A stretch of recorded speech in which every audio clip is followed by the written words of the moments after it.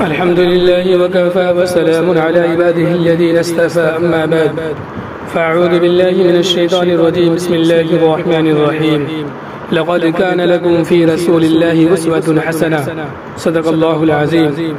محترم حضرات، امت مسلمہ کا اپنے نبی کے ساتھ تعلق کا معاملہ دوسری اقوام اور ان کے پیشواؤں سے بالکل جدا گانا ہے اور اس کے کئی وجوہ ہیں۔ اول یہ کہ دوسری قوموں نے مذہب کو علمی زندگی سے نکال باہر کیا۔ یورپ میں حکومت اور کلیسا کی جنگ بالآخر اس بات پر ختم ہوئی کہ انسان کی عملی زندگی سے کلیسا کو کوئی تعلق نہیں ہے۔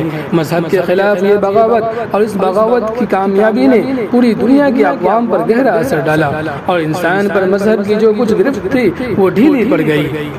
اور تو اور جو مسلم ممالک یورپ سے متصل تھے یا وہ یورپ کے زیر اقتدار آ گئے تھے وہ بھی اس کے اثر سے محفوظ نہ رہ سکے۔ ترکی اور انڈونیشیا وغیرہ اس کی واضح مثال ہے۔ اس کا نتیجہ یہ ہوا کہ ان قوموں میں مذہبی پیشواؤں کی حیثیت زیادہ سے زیادہ ایک قابل احترام شخصیت کی ہو گئی۔ وہ لوگوں کے لیے قابل اتباع باقی نہیں رہے۔ بعض مذاہب میں تو پہلے ہی سے مذہبی پیشوا خدا کا درجہ رکھتے تھے اور ان سے ایسی دیو مالائی کہانیاں متعلق تھی کہ کسی انسان کے لیے ان کی اتباع ممکن ہی نہ تھی۔ اس لیے ان اقوام کو اپنی مذہبی شخصیتوں کی زندگی کو پڑھنے کی کوئی عملی ضرورت باقی نہیں رہی۔ مسلمانوں کا معاملہ اس سے بالکل مختلف ہے۔ مسلمانوں کی یہاں الحمدللہ کبھی علماء اور عوام کے درمیان اقتدار کی کھینچا تانی اور رسہ کشی نہیں پیدا ہوئی۔ نہ علماء نے اپنے مذہبی مقام کو عوام کے استحصال کے لیے استعمال کیا، نہ اپنے مخالفین کو زندہ جلانے کی کوشش کی اور نہ اپنے معتدقین سے مغفرت نامے فروخت کیے۔ اس لیے کبھی بھی علماء اور مسلمانوں کے درمیان کوئی ایسی جنگ کی صورت پیدا نہیں ہوئی جو یورپ میں کلیسا اور عوام کے درمیان ظہور میں آئی تھی۔ پھر اسلام نے پیغمبر اسلام کو ایک انسانی نمونہ کی حیثیت سے پیش کیا ہے اور آپ کی تعلیمات اتنی سادہ اور فطرت انسانی سے ہم آہنگ ہے کہ ان پر عمل کرنا چندہ دشوار نہیں۔ اس لیے اس امت کا تعلق اپنے پیغمبر سے صرف تعظیم و احترام کا نہیں بلکہ اطاعت و اتباع کا بھی ہے اور اسلام ہم پر اسے واجب قرار دیتا ہے۔ قرآن ہمیں بار بار اللہ کے ساتھ ساتھ اللہ کے رسول صلی اللہ علیہ وسلم کے ارشادات اور فرامین پر عمل کا حکم دیتا ہے اور اس سے روگردانی کو کفر قرار دیتا ہے۔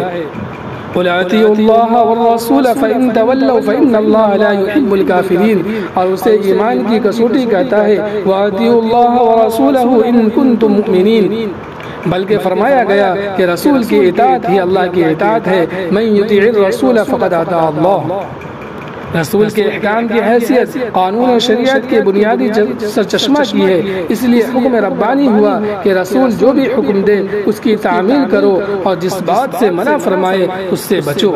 ما آتاکم الرسول فخذوه وما نهاکم عنہ فانتہوا، جب رسول کسی بات کے بارے میں فیصلہ کر دے تو اب انسان کو اس سلسلہ میں کوئی اختیار حاصل نہیں، بلکہ اختلاف و نزاع کے موقع پر جو شخص رسول کے فیصلہ پر راضی اور احکام نبی کو اپنے آپ پر جاری و ساری کرنے کے لیے آمادہ نہ ہو وہ مسلمان ہی نہیں ہو سکتا۔ فلا وربک لا یؤمنون حتی یحکموک فیما شجر بینہم، آپ کے ارشادات ہی کی اطاعت کافی نہیں بلکہ آپ کے عمل کی اتباع و پیروی بھی ضروری ہے، بلکہ رسول کی اتباع اللہ سے محبت کا لازمی تقاضا ہے اور آپ صلی اللہ علیہ وسلم کی اتباع انسان کو خود خالق تعالی کا محبوب بنا دیتی ہے۔ قل ان کنتم تحبون اللہ فاتبعونی یحببکم اللہ، چنانچہ آپ کی ذات و صفات کو امت کے لیے بہترین نمونہ اور آئیڈیل قرار دیا گیا۔ لقد کان لکم فی رسول اللہ اسوۃ حسنہ، جب آپ کا تعلق کسی شخصیت سے اطاعت و اتباع کا ہوتا ہے تو اس کی حیات اور تعلیمات کو پڑھنا ناگزیر ہے، کیونکہ اس کے بغیر اس کی اتباع و اطاعت ممکن ہی نہیں۔ دوسرے پیغمبر سے انسانیت کا تعلق لازمی محبت اور احترام کا ہے، کیونکہ وہ خدا کا فرستادہ اور اس کا مقبول بندہ ہوتا ہے۔ اللہ تعالیٰ نے صحابہ رضی اللہ عنہم کو اس بات کی بھی اجازت نہیں دی کہ گفتگو کے درمیان ان کی آواز رسول کی آواز سے بلند ہو جائے۔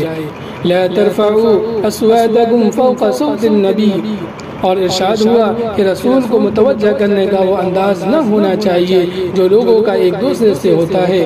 لا تجعلوا دعاء الرسول بینکم کدعاء بعضکم بعضا. اور مجرد احترام و تعظیم ہی کافی نہیں بلکہ نبی کی والہانہ اور وارفتہ کر دینے والی محبت بھی ضروری ہے. ایسی محبت جو اولاد اور اپنی جان و تن سے بھی بڑھ کر ہو.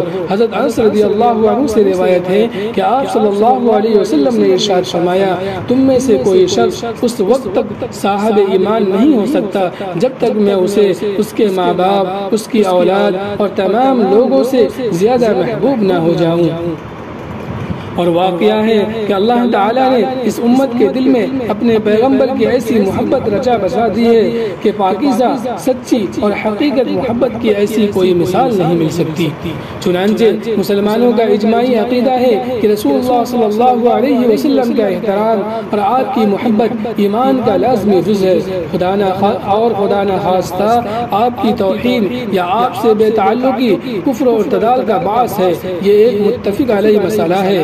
سلف صالحین کا حال تو یہ تھا کہ وہ نہ صرف آپ صلی اللہ علیہ وسلم سے محبت رکھتے بلکہ آپ کی طبی مرغوبات بھی ان کو محبوب ہوتی تھی اور کوئی شخص ان کے بارے میں ناپسندیدگی اور بے رغبتی کا اظہار کرتا تو ان سے برداشت نہیں ہوتا. اس لیے رسول اللہ صلی اللہ علیہ وسلم کی کسی سنت اور عمل کی استہزاء کو فقہاء نے موجب کفر قرار دیا ہے.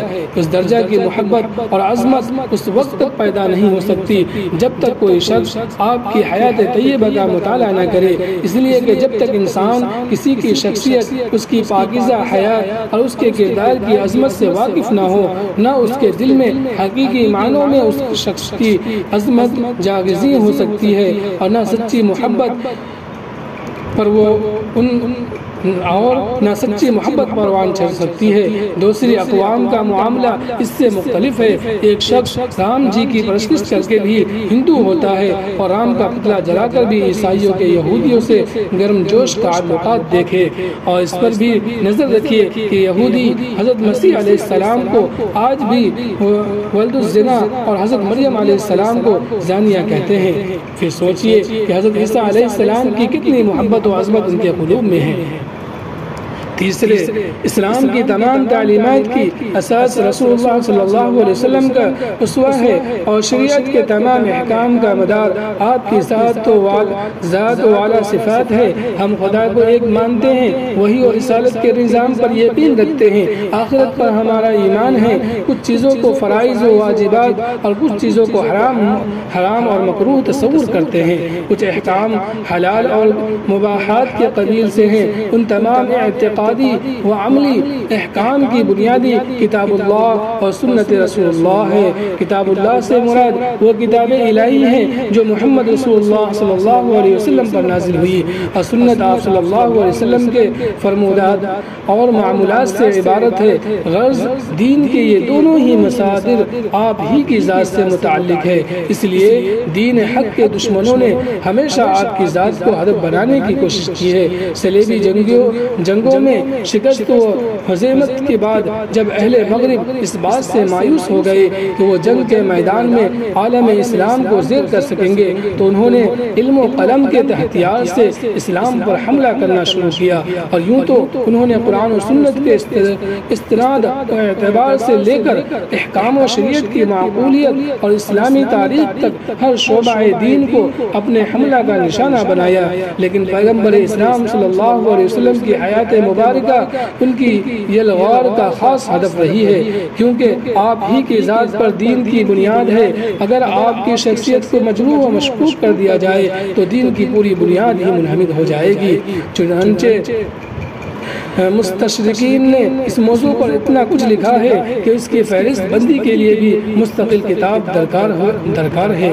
یہ سب کچھ زیادہ تر انگریزی اور دوسری یورپین زبانوں میں ہوا ہے اور بدقسمتی سے اس وقت یہی زبانیں علم و تحقیق اور ایجادات و اختراعات کی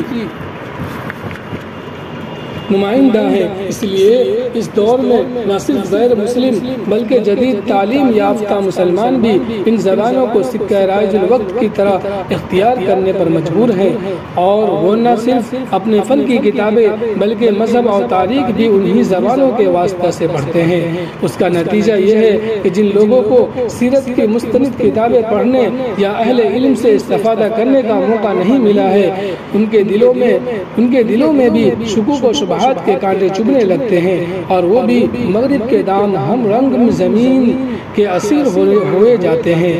حالانکہ اولاً تو مستشرقین کی تحریریں اسلام کے بارے میں تعصب اور تنگ نظری سے خالی نہیں ہوتی، دوسرے مستشرقین مصنفین کی ایک بڑی تعداد ایسی ہے جو عربی زبان سے براہ راست واقف نہیں ہے، جن کی معلومات واسطہ در واسطہ ہے، اور وہ لکیر کے فقیر کی طرح ایسی باتوں کو دہرائے جاتے ہیں جن کی نامعقولیت بار بار واضح کی جا چکی ہے۔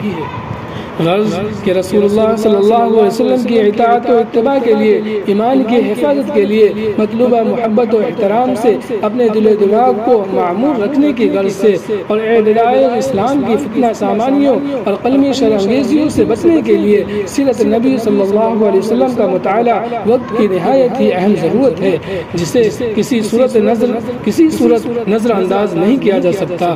اس لیے مسلمان نوجوانوں کو خاص کر سیرت کی کتابیں پڑھنی چاہیے، اور مسلم انتظامیہ کے تحت قائم تعلیم گاہوں کے ذمہ داروں کو اس کا اہتمام کرنا چاہیے کہ وہ سیرت کی کوئی مناسب کتاب ضرور اپنے بچوں کو پڑھائے۔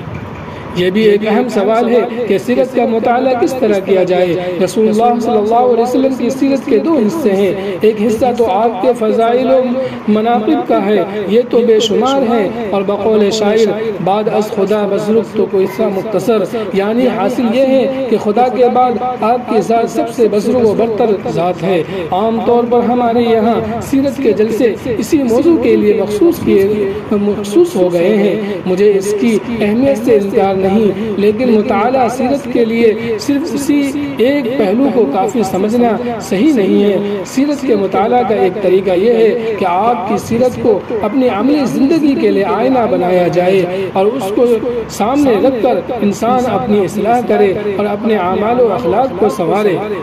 عبادات اور شرعی احکام کے معاملہ میں تو ہم سنت نبی کی طرف رجوع کرتے ہی ہیں، لیکن ضرورت اس بات کی ہے کہ اجتماعی زندگی، سیاسی حکمت عملی اور دوسرے اقوام کے ساتھ سلوک و تعلق کے معاملہ میں بھی رسول اللہ صلی اللہ علیہ وسلم کے طرز عمل کو ہم اپنے سامنے رکھیں۔ ہم دیکھیں کہ کہاں مسلمانوں کے حالات مکی زندگی سے ہیں اور وہاں ہمارا رویہ کیا ہونا چاہیے، کہاں ہمارے حالات مدنی زندگی اور صلح حدیبیہ سے پہلے کیسے ہیں، اور وہاں ہمارے لیے اسوہ نبی کیا ہے، کس مرحلہ پر ہمیں صلح حدیبیہ کی ضرورت ہے، اور کہاں جرأت فرزانہ درکار ہے۔ افسوس ہے کہ ہم نے بھی اپنی قومی زندگی اور ملی مسائل میں ان لوگوں کی طرح جو خدا اور رسول اور دین و شریعت پر ایمان نہیں رکھتے، صرف مادی نفع و نقصان کے اعتبار سے غور کرنا اور منصوبے بنانا شروع کر دیا ہے۔ حالانکہ